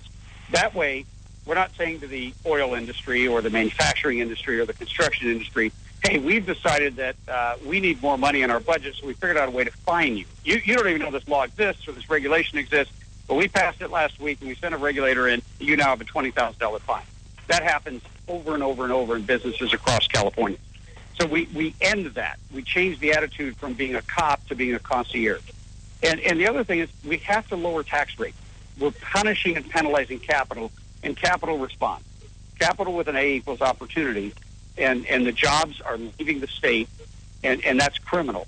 And then the other thing, we have to get serious about providing for our energy needs. I mean, that's one of the most important things. Right now, whether you're talking about fracking or drilling, we've made it so hard that I passed a gas station in Bakersfield, which is sitting on an ocean of oil, and the gas prices are over $5 a gallon. Wow. I mean, that's criminal. We are stealing from the people when we could be tapping and unleashing this natural energy, and it would get California working again. One study said if we could tap 15% of the Monterey Shelf, you have to 3 million new jobs and 25 to 30 billion in additional revenues. We could start paying down that mountain of debt that threatens the security of every Californian. Tim, let me ask you this, and by the way, listeners, we're speaking with California Assemblyman Tim Donnelly, who's a Tea Party candidate and is now the leading Republican candidate for governor in California. And again, I know we're short on time, and we appreciate your time, but I want to ask another two-part question. California is the home of Ronald Reagan and Richard Nixon. Now it's seen as the home of lunatics like Jerry Brown, Nancy Pelosi, Barbara Boxer. Tim, do you believe that there's a way Tea Party conservative candidates like yourself can be elected governor in California, and how can our listeners help you? Absolutely. Look, first of all, the Tea Party is not a party. The Tea Party is an attitude. It's an attitude. It's an American attitude. I want my government to control itself instead of trying to control me. And you know what? I don't need my government to save me from myself. That's why I vote no on so many laws, and that's why I will veto every new restriction on your business, on your freedom, and on your constitutional civil rights. And when I say that, and I go around talking to people are shaking their heads yes, even though their political party might not line up with mine. Their ideology on every single issue might not line up with mine, but they have figured out that the Marxist progressives parading as Democrats, they're not Democrats. My grandparents were JFK Democrats. These guys want to control every aspect of your life. And, you know, when you talk about the lunatic fringe, Jerry Brown the other day in public stated that he thought that the wildfires in San Diego were caused by global warming and that before too long, LAX would be 100 feet underwater due to global warming. And he has destroyed California's economy trying to change the temperature of the air. But anybody with any common sense knows that no matter what you do, you can't change the temperature in the air unless every single person on the planet decided to do the same thing. And even then, it would only have a negligible impact, but it would have a tremendous cost on capital and opportunity in the economy. And do you really want somebody who holds such extreme beliefs, who has the power to mandate and confiscate capital under these cap and trade schemes, And under this, we have a program called California Air Resources Board, that just literally goes into businesses and fines them and penalizes them.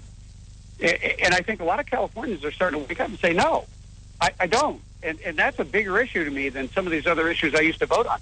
So I think there's a tremendous opportunity, and the opportunity starts with me walking California. And the bottom line is people can help in 3 ways. 1, they can donate money. Our website is electtimdonnelly.com, electtimdonnelly.com. 2, they can volunteer if they're in California. We're doing a huge, massive walk on Saturday and Sunday. We need your help. We're doing phone banking. You can sign up to do that. We have a virtual phone bank. And people can do that from wherever they're at, Tim, the virtual phone bank? Do that. They can do it from wherever they want. My sister was doing it from South Carolina. I mean, anywhere in the country. And then the last thing we need people to pray. Because what happens here spreads to the rest of the country. And I'd like to spread freedom and liberty and a whole new era of prosperity so that America begins to get back on track, starting right here in California. Tim, when's the primary? It is 7 days away. It is literally 1 week from today on June 3rd. So time's short. We got to get to work, listeners. We got to get to work to support another conservative candidate. California Assemblyman Tim Donnelly, I want to thank you so much for joining us on the Conservative Commandos radio show. I know you got a lot of great people working with you, like that Angela out there, a mutual friend of ours. And again, Tim, please give out your websites. Thank you. Yes, Angela is fantastic. Our website is electtimdonnelly.com, and Donnelly is 2 N's and 2 L's. So electtimdonnelly.com. We need your help. This California's future and America's future is hanging on this election less than 7 days away. God bless you and Godspeed. God bless you too, and best of luck, Tim. Thank you. All right, take care. All right, we are going to take a real short break. You're listening to the Conservative Commandos radio show with Jonathan Mosley and Rick Trader.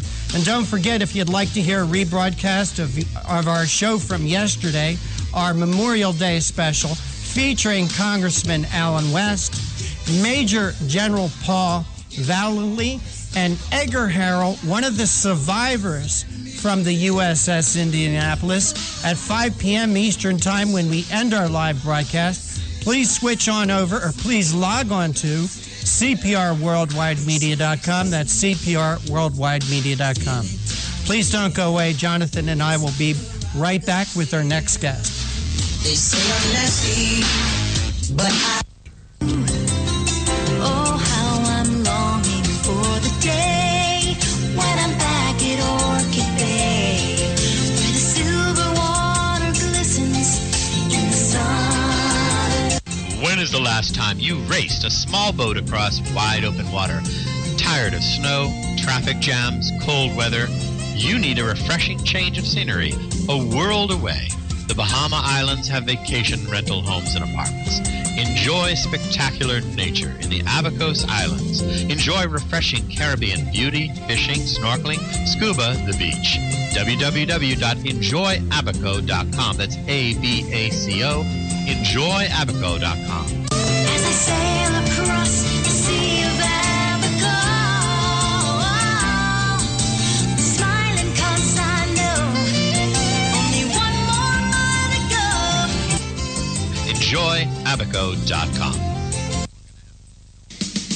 Hi, this is Bob Vide, owner of Bob's Little Sports Shop in Glassboro, New Jersey. I've had the opportunity to travel in many foreign countries, and I've seen what happens to people when they lose their freedom. I wrote this poem. Give us freedom was the cry as they marched throughout the night. At Concord Bridge in Trenton, for freedom they would fight. To build a nation that would last with peace and liberty, it is a job that's never done if we are to be free. They wrote a declaration to announce that we are free, then a constitution for all the world to see. But this is ink on paper. We must make it last. It must always be defended, and that is quite a task. Today the battle rages for freedom in our land. To save our Constitution, we all must take a stand. We must stand up for freedom in our actions every day, and you can stand up with us. Join the NRA. This is Bob Viden of Bob's Little Sports Shop in Glassboro, New Jersey. You may call us at area code 856-881-7575 or visit us online at bobslittlesportshop.com. can call the Conservative Commandos radio show at 856-227-1360. Your opinion counts at 856-227-1360. This is Congressman Alan West, and you're listening to the Conservative Commando Radio Show. Welcome back to the Conservative Commandos Radio Show with Jonathan Mosley and Rick Trader. And if you'd like to hear a rebroadcast of yesterday's show, our Memorial Day special with Major General Paul Vallely, Congressman Alan West, and Edgar Harrell, who survived the attack by a Japanese submarine when his ship, the USS Indianapolis, was sunk, and also survived 5 days stranded in the ocean, fending off shark attacks. At 5 p.m., please log on to CPRWorldwideMedia.com, CPRWorldwideMedia.com. You won't regret it. I think it's one of the best shows we've ever done here on the Conservative Commandos Radio Show. So, Jonathan Mosley, how did you spend your Memorial Day weekend? Well, here with my father in the Bahamas and in the Abacos, and actually we had a good time. Went up for some ribs. I was just having some leftover ribs while I was getting ready for this show, and we had a good time hanging out. We also had a church picnic that we went to, the social here, potluck dinner that we contributed to, and I was also going to point out that my dad is a fan of that story, and we were listening together to the story of that Indianapolis survivor, and my dad loves World War II stories. And I just wanted to comment that he was focusing on the fact that the Navy never sent anyone to look for those survivors, which is something he's been big on, is the fact that they were out there for 5 days because nobody went looking for them, and that just outrages him that nobody tried to follow up on what happened to the Indianapolis when it didn't arrive on time. Right. Well, the story, and just for our listeners who are just finding out about this, the USS Indianapolis was a heavy cruiser that delivered the atomic bombs to Tinian Island, from which the Enola Gay took off from, that bombed Hiroshima. Then they were ordered to the Philippines, and they were still under radio blackout, radio silence, and that they were told to get to the Philippines as fast as possible. They were preparing for the invasion of the Japanese home islands. So they left Tinian Island, and they were heading to the Philippines when they were torpedoed. Now, they weren't scheduled to get to the Philippines for 5 days, so they were not, and the attack, the ship sunk so fast, they couldn't even get off a distress message. And so these sailors, there were 1,196 on the ship. Approximately 900 made it off the ship before it sunk. And during the next 5 days, they were under shark attack. And of the over 900 that went into the water, when they were finally found, only 317 were rescued, one of them being our guest from yesterday, Edgar Harrell. So, quite an... And I think I, along with many Americans, first probably heard this story in the movie Jaws, when Quint, the shark hunter, told the story that he was one of the survivors of the Indianapolis. So, what a compelling story, John. It is, but it's interesting because one of the comments I had with my father, and this may be controversial and it's difficult because, big government is something we're concerned about as conservatives, but people often say, well, the military is an exception. Sadly, no, it's not. The average sailor and soldier and airman went out there were heroes, but the bureaucrats, even in the military, were just as screwed up as they are in the civil departments, and made so many mistakes. My father is concerned about how they sent out submarines with torpedoes didn't work because somebody up the line was too stubborn to test them and wouldn't listen, and the submariners said they're not working, and they say, you just missed. They wouldn't listen. So it's a great, my father has told that story for a long time about the Indianapolis, and a similar story with Taffy 3 when they were out there for a couple days in the water and nobody went looking for them. But just a terrible thing. Well, I spent a large part of my Memorial Day weekend, John, watching the History Channel, learning about the sacrifices that our men and women in our country made during that time.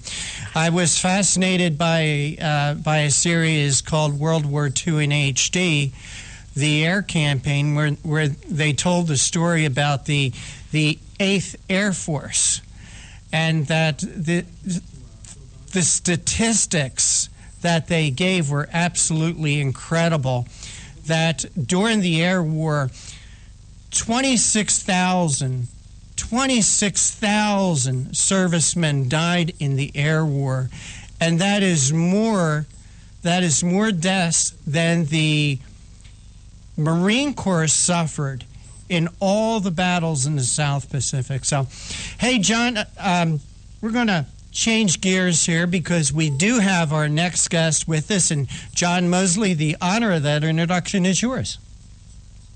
Yes, absolutely. Dr. William A. Donahue is President and CEO of the Catholic League for Religious and Civil Rights, the nation's largest Catholic civil rights organization. He's the author of 5 books and many articles and the publisher of the Catholic League journal Catalyst. He served for 2 decades on the board of directors of the National Association of Scholars.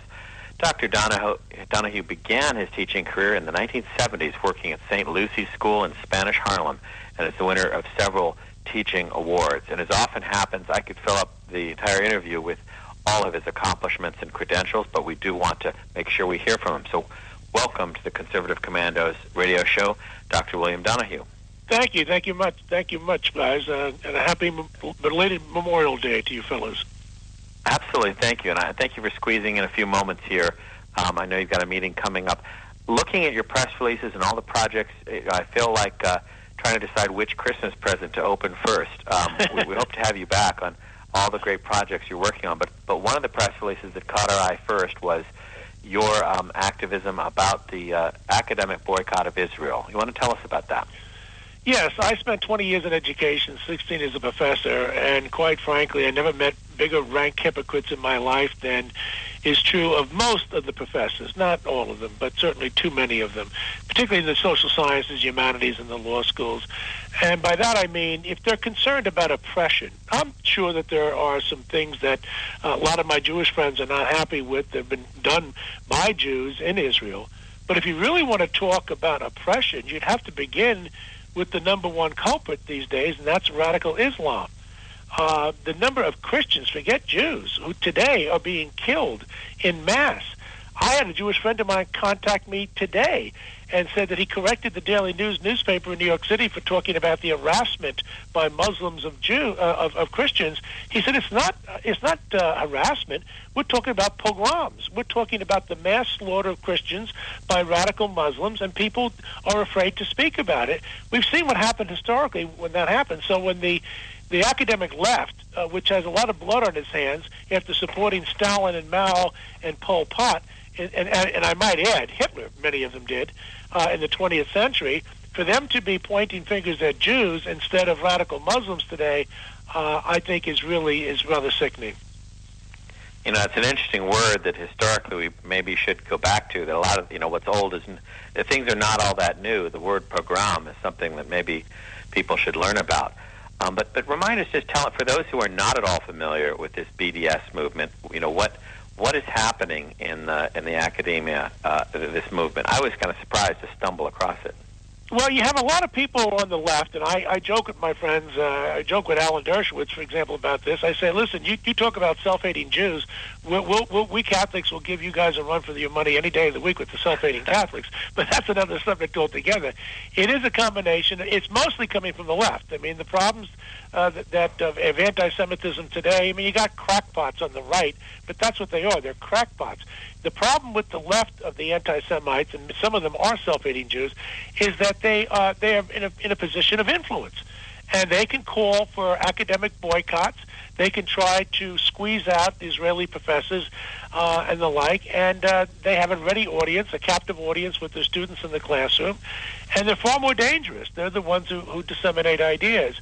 And the idea that Israel should be singled out while we are giving a pass, basically, to the genocide that's been taking place in so many Muslim-majority nations is, to me, astonishing. But it's very significant that the left is doing this, and they're the same ones in this country as Jean Kirkpatrick, who passed away a long time ago. She was a great woman, Secretary of State under Ronald Reagan. She said, this is the hate America first crowd, and they're in the academy, they're in the universities, and it's only gotten worse since that one wonderful woman passed away. Absolutely. So they are. What aspects of academic cooperation are they targeting? I mean, what does Israel care, for example, that academia is trying to shut them out? And I guess we're talking worldwide, really, if I understand right. Well, it's at a fairly innocent level right now in terms of its effect. The American Studies Association is not a great big organization, and they have been counted, in all honesty, by some more liberal standing organizations, which I'm very happy to say have risen up against them. So there is some progress being made. But it's like anything else. If you don't check something at the beginning, it can only spread and metastasize like a cancer. And yeah, a lot of these nefarious things have happened in history because a lot of people just decided, well, that's a small group, the American Studies Association, why bother with it? If they were to gain momentum and this were to pick up, it would basically have the effect of discrediting Israeli scholarship, not asking them, great Jewish scholars, to come over to the United States and take positions here and the like. And it just has a way of snowballing into something else. And I just think that when you look at the side of history here, the people who are being victimized are not the Muslims by and large. They've been the victimizers. And this has to be spoken of in very clear language, not to hate Muslims any more than we're going to hate Jews or anybody else. But we have to be able to call a spade and not pretend that we don't know that there's a real serious problem here with some elements of Islam. Well, I know your role isn't in the law here, so let me just suggest that maybe it's something to explore. But I thought that boycotts were illegal against Israel, at least against U.S. foreign policy. But I don't know if that's being enforced at all. But there really is in other industries. Most people are not aware of how many boycott efforts there have been for decades against Israel, such that the Congress actually passed a law saying U.S. companies are not supposed to cooperate in these efforts to strangle Israel economically, because there have been a lot of them before it reached the academic world. Well, that's true. It's boycott, it's divestment. They want these people to empty their stock portfolios of any investment in Israel. They want to single out Israeli-owned companies.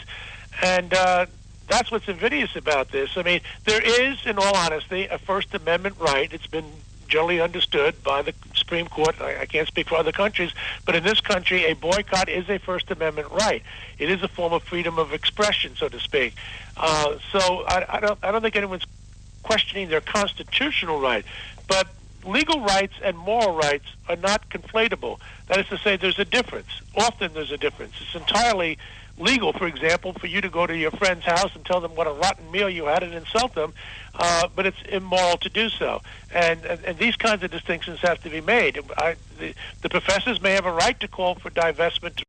I think, morally speaking, is where they're on very shaky ground, and they need to be called out for it. Well, what do you think can be done? What are you trying to do at the Catholic League? Well, one thing, to raise awareness through your show and others, to let people know exactly what's going on. But the other thing is this: we got to know who our friends are. Our enemies are not Jews in the Middle East, okay? And it's the only democracy they have over there. And the Pope made a grand gesture in his 3-day historic trip to try to bring Jews and Christians and Muslims together. We should be working toward that end. And sure, there are tensions over there, but they can be resolved. But they're not going to be resolved by these kinds of bullying tactics and singling out the guy who's being persecuted the most over there. Well, I shouldn't say the most today, right now, would be Christians. But Jews certainly have been persecuted in the Middle East and elsewhere throughout history. And we need to stand with our Jewish brothers and show solidarity. Otherwise, they're going to think, well, we got a lot of Muslims who hate us. Where are these Christians?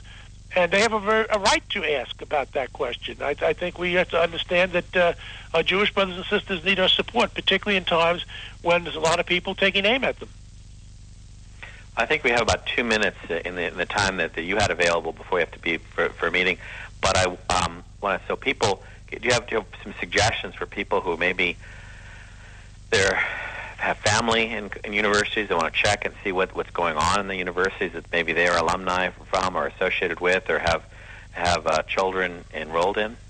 Well, there's no question about it. If you start looking into what the college or university supports, I happen to have a bachelor's and a PhD from the New York University, and they've been involved in some really inhumane labor processes over practices with their university over in the Middle East. So, yeah, I mean, if people started to look into what's going on, they might be surprised, and they probably wouldn't be too happy. Unfortunately, there are a lot of things going on today's college campuses which I don't think are very good. I would recommend one website to go to, which is the National Association of Scholars. Go to the website of National Association of Scholars, and you'll learn a lot about what's going on in the campuses. There's a number of other good groups out there as well, but that would be a good place to begin. They'll give you level-headed information about what's going on the campuses. All right, and a little time we have left before we ask for your website, I wanted to say it does seem that the Catholic world for the last 2,000 years has tremendous amounts of wisdom on things that are really tough issues, but somehow these days they've gotten all the priority or they're all mixed up in terms of the sorting. And I don't know why that is. How people can say the right words, but they don't have them put together right. I don't know what's going on out there, but I think we need a vocabulary. I think the Catholic Church has the vocabulary. Oftentimes, the word is not getting out there. For example, the Pope came back from the Middle East, and on the plane he was asked about 9 issues and got 11 questions. And what do they ask more about? Anything else? Sexuality in the Catholic Church and things of that nature. He just came back from trying to bring Christians and Jews and Muslims together. But the media have no interest in that. They want to know about one more round of dealing with victims and celibacy and women's ordination, and will they change the church's teachings on sexuality and divorced and remarried. I mean, these are not unimportant issues. But he just came back from on his way back from the Middle East in this historic trip. It's the fixation, the obsession on sexuality that so many in the media have, and they blame Catholics for being obsessed with sex. We're not the ones who are obsessed with it. Just take a look at the questions they ask. Well, Dr. O'Donohue, we promised to let you get on to an important meeting. Yes. So let's wrap up and tell us where can people keep in touch with you on your website. Yes, we have a wealth of information at CatholicLeague.org. That's one word, www.CatholicLeague.org. Go on there, and you'll be kept up to date with what's happening. The complaint I filed with the UN against an American member who showed total bias against the Holy See. There's all kinds of wealth of information there, and I'll be glad to talk to you guys again. Yeah, I'd love to have you back and to talk some more when you have more time. Dr. William Donahue. Great. Thank you, and back to you, Rick Trader. Thank you so much. If you'd like to hear a rebroadcast of today's show at 10:10 this evening, please log on to patriotsride.org. Oh, how I'm longing for the day when I'm back at Orchid Bay, where the silver water glistens in the sun. When is the last time you raced a small boat across wide open water? Tired of snow, traffic jams, cold weather? You need a refreshing change of scenery, a world away. The Bahama Islands have vacation rental homes and apartments. Enjoy spectacular nature in the Abacos Islands. Enjoy refreshing Caribbean beauty, fishing, snorkeling, scuba, the beach. www.enjoyabaco.com. That's ABACO. EnjoyAbaco.com. As I sail across the sea of Abaco, smiling 'cause I know only one more mile to go. EnjoyAbaco.com. Hi, this is Bob Vide, owner of Bob's Little Sports Shop in Glasper, New Jersey. I've had the opportunity to travel in many foreign countries, and I've seen what happens to people when they lose their freedom. I wrote this poem. Give us freedom was the cry as they marched throughout the night. At Concord Bridge in Trenton, for freedom they would fight. To build a nation that would last with peace and liberty, it is a job that's never done if we are to be free. They wrote a declaration to announce that we are free, then a constitution for all the world to see. But this is ink on paper. We must make it last. It must always be defended, and that is quite a task. Today the battle rages for freedom in our land. To save our Constitution, we all must take a stand. We must stand up for freedom in our actions every day, and you can stand up with us. Join the NRA. This is Bob Viden of Bob's Little Sports Shop in Glasper, New Jersey. You may call us at area code 856-881-7575 or visit us online at bobslittle.sportshop.com. You can call the Conservative Commandos radio show at 856-227-1360. Your opinion counts at 856-227-1360. This is Congressman Alan West, and you're listening to the Conservative Commando Radio Show. And welcome back to the Conservative Commandos Radio Show with Jonathan Mosley and Rick Trader, coming to you live from the CCRS studios, that of WNJC 1360, and around the world on the internet. And if you'd like to hear a rebroadcast of today's show at 10:10 this evening, that's Eastern Time, please log on to patriotsride.org. That's patriotsride.org. And at 5 p.m., when we end our live broadcast here with you today, if you'd like to hear a rebroadcast of yesterday's show at 5 p.m. Eastern, log on to cprworldwidemedia.com. Click on that Listen Live link. By the way, in my opinion, yesterday's show is one of the best episodes of the Conservative Commandos radio show we've ever had, with Major General Paul Vallely, Congressman Alan West, and Edgar Harrell, who is a survivor of the sinking of the USS Indianapolis. So, Jonathan, you mentioned that you and your dad listened to our interviews yesterday, especially with Edgar Harrell. John, when he was describing what they were going through in the 5 days at sea, it was absolutely incredible to me how they found these rotten potatoes and pulled the rot off and ate what was left. And that's all they had for 5 days. It was an incredible story. It was amazing. A lot of those details, too. Like I said, my father knows almost every story there is about World War II, but those firsthand knowledge, those firsthand stories, like they decided they were going to swim to the Philippines, something, right, miles away. I don't know if that was because of lack of food or they weren't thinking straight. Well, you know what happens to you when you're out in the sun, you have nothing to drink. A lot of those sailors drank the salt water, which made them delirious. And they were seeing, as Edgar was describing, that they were seeing mirages. Some sailors thought one guy was talking about thought he saw his mother on his back porch and wanted to swim to her, and started swimming away. And another sailor went out to get him, and he pulled a knife and he says, "Don't you touch me! I'll kill you! I want to go see my mother and sit on the porch." And they swam out to sea, and he swam out to sea, never to be seen again. Stories of how they would bump on the dead bodies, and how the flesh from the dead bodies were coming off on them. Just horrible, horrible stories. Remind me, my uncle John, he was on Guadalcanal in the South Pacific during World War II. Really? Yeah, he was 5 months on Guadalcanal. Much of that time living in a foxhole. They're afraid to get out of the foxhole in fear of being shot, and they couldn't even go to foxholes to go to the bathroom. They had to urinate and defecate in their pants. Now, I didn't hear this from my uncle. My uncle never talked about his experience on Guadalcanal. But, I've learned that in hearing other soldiers talk about that. Just horrible, horrible experiences, John. And these men sacrificed all that, and in many cases their lives, to give us the kind of life that we have today in the greatest country ever created on God's blue-green planet. So, and that's what gave us the freedom that we so lightly enjoy. Like, and when it comes to Tea Party, when it comes to helping out someone like Tom Donnelly out in California running for governor, or Tim McDonnell, Donnelly. me.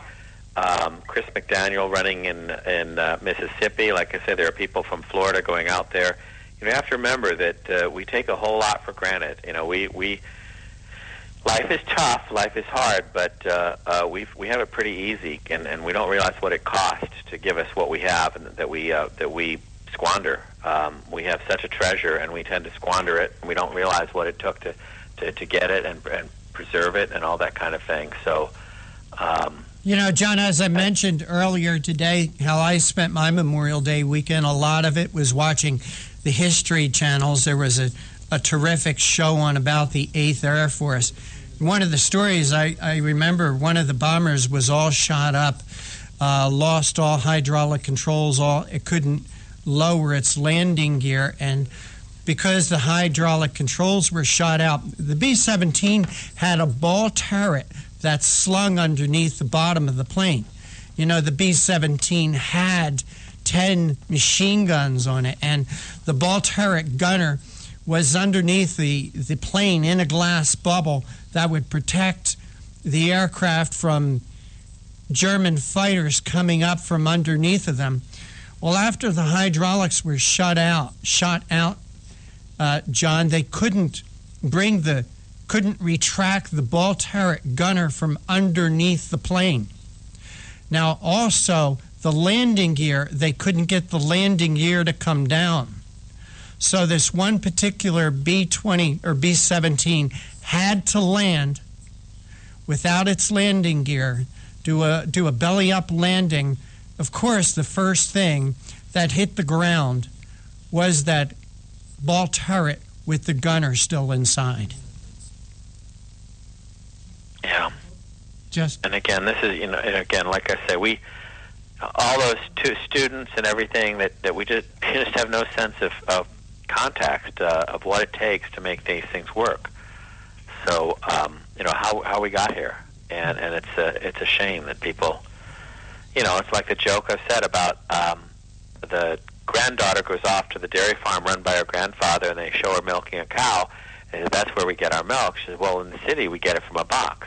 Right. No, that's the box came. This is how it works. We just don't really understand how the world works, how fragile democracy is, how easy it is for it all to fall apart. Mm-hmm. Well, John, as life has it, in doing a live radio show, we've been unable to reach our last guest. John Mosley, you want to talk about? We're going to try to reschedule our guest, but could you give us an idea what that interview is going to be about? Yeah. Well, it's interesting. There's a number of... Wait, John Mosley, with that, we do... Life and Live Radio, we do have our next guest with us. And John Mosley, will you please make the introduction? Okay, although we'll have to do it very quick and probably have you back in about 5 minutes. Philippe McClear is a journalist and filmmaker. He is the director and producer of Frack Nation, a documentary on hydraulic fracturing, which exposed the unfounded opposition to fracking. In the New York Times called the film meticulously researched and provocative, but also very interesting. They bypassed traditional funding methods and raised the money in 60 days online. Now, if we took the time to list all of the fascinating films Philippe McClear has created, there wouldn't be time left for even a 30-minute interview. But welcome to the Conservative Commanders radio show, Philippe McClear. Oh, thank you. Thank you very much. Is it pronounced McClear? Yes, McClear, yeah.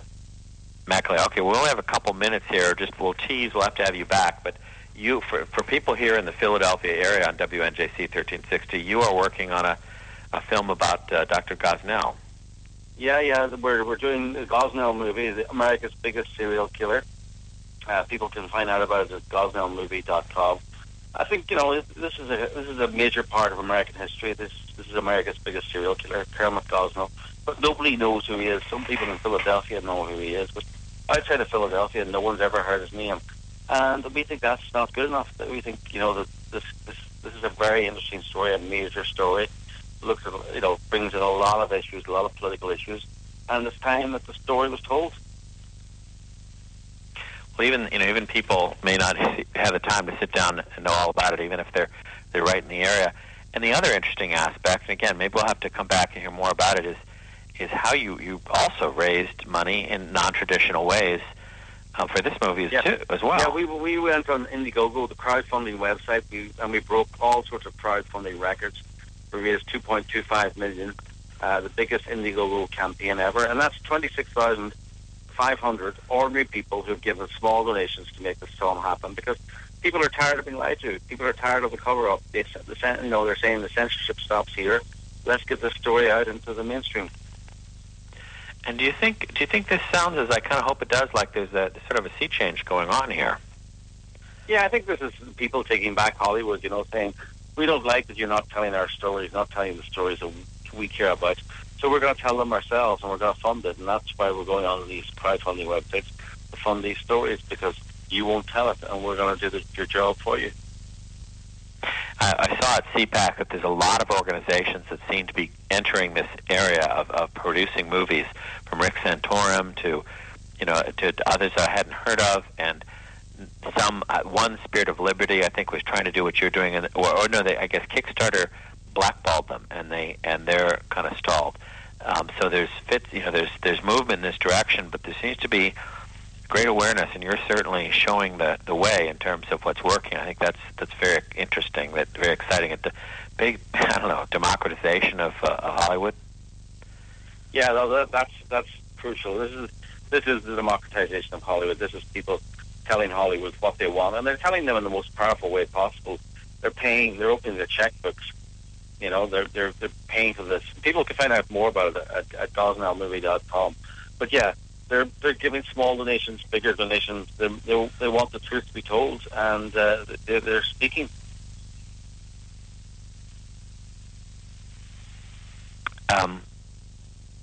Well, let's make sure that we get your what's the status of the movie, and where can people connect with it? Well, we've just raised all the money. The Indiegogo campaign is closed. People can still send money, by the way. If you go on gosnellmovie.com, you'll see where to send the money to. You can send a check. But we're now looking at writers, directors, talent, and we hope to have the movie being broadcast on TV. The Gosnell movie, America's Biggest Serial Killer, broadcast on TV early next year. Excellent. Okay, so well, then finally give out your website again, and we'll have to have you back in it when you have more time, and tell us about the contact information. It's gosnellmovie.com. So just go there. You'll see all the details there. Thank you. Sounds pretty easy. Thank you a lot, Thalium McAleer. Yeah. Thank you very much. All the best. Bye. Thank you so much for squeezing me in. Back to you, Rick Trader. All right, and if you would like to hear a rebroadcast of today's show at 10:10 this evening Eastern Time, please log on to patriotsride.org. That's patriotsride.org. And at 5 p.m., when we end our live broadcast, if you'd like to hear a rebroadcast of yesterday's show, our Memorial Day special show with Congressman Alan West, Edgar Harrell, who is a survivor off the USS Indianapolis, and also Major General Paul Vallely, please log CPRWorldwideMedia.com, CPRWorldwideMedia.com. John Mosley, I want to thank you for sitting in with me today. You'll be back with us tomorrow. 30 seconds. Anything else, John? No, I just think that's very exciting that we have got to change the media. We've got to change that. We are, if that, it's a very bright spot, but if we don't turn things around in the news media and the entertainment media, there is no way we can get over that hill. All right, I agree with you. And with that, John Mosley, we're out of time. We got to run. We got to go. Take care. God bless, and we'll see you all tomorrow on the radio. Thanks.